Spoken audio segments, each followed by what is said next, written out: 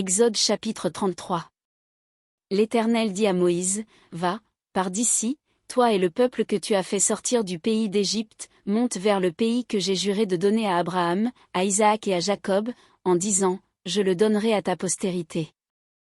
J'enverrai devant toi un ange, et je chasserai les Cananéens, les Amoréens, les Héthiens, les Phéréziens, les Éviens et les Jébusiens. Monte vers ce pays où coule le lait et le miel. Mais je ne monterai point au milieu de toi, de peur que je ne te consume en chemin, car tu es un peuple au cou roide. Lorsque le peuple eut entendu ces sinistres paroles, il fut dans la désolation, et personne ne mit ses ornements. Et l'Éternel dit à Moïse, Dis aux enfants d'Israël, Vous êtes un peuple au cou roide, si je montais un seul instant au milieu de toi, je te consumerais. Ôte maintenant tes ornements de dessus toi, et je verrai ce que je te ferai. Les enfants d'Israël se dépouillèrent de leurs ornements, en s'éloignant du mont Horeb. Moïse prit la tente et la dressa hors du camp, à quelque distance, il l'appela tente d'assignation, et tous ceux qui consultaient l'Éternel allaient vers la tente d'assignation, qui était hors du camp.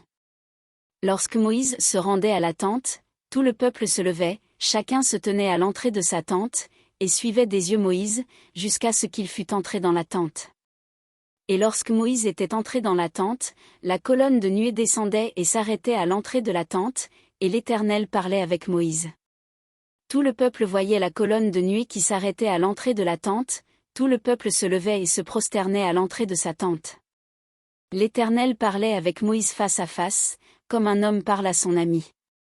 Puis Moïse retournait au camp, mais son jeune serviteur, Josué, fils de Nun, ne sortait pas du milieu de la tente.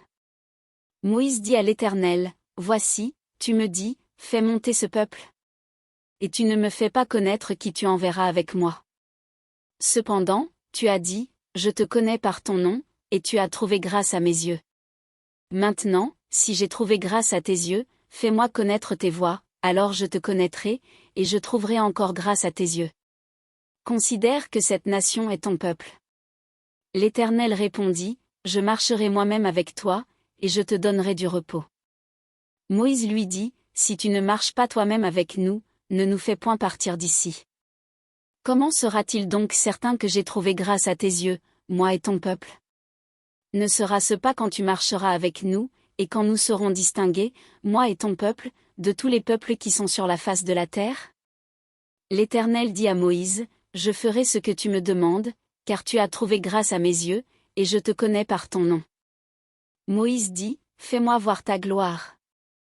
L'Éternel répondit, Je ferai passer devant toi toute ma bonté, et je proclamerai devant toi le nom de l'Éternel, je fais grâce à qui je fais grâce, et miséricorde à qui je fais miséricorde.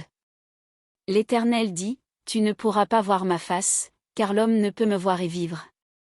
L'Éternel dit, Voici un lieu près de moi, tu te tiendras sur le rocher. Quand ma gloire passera, je te mettrai dans un creux du rocher, et je te couvrirai de ma main jusqu'à ce que j'ai passé. Et lorsque je retournerai ma main, tu me verras par derrière, mais ma face ne pourra pas être vue.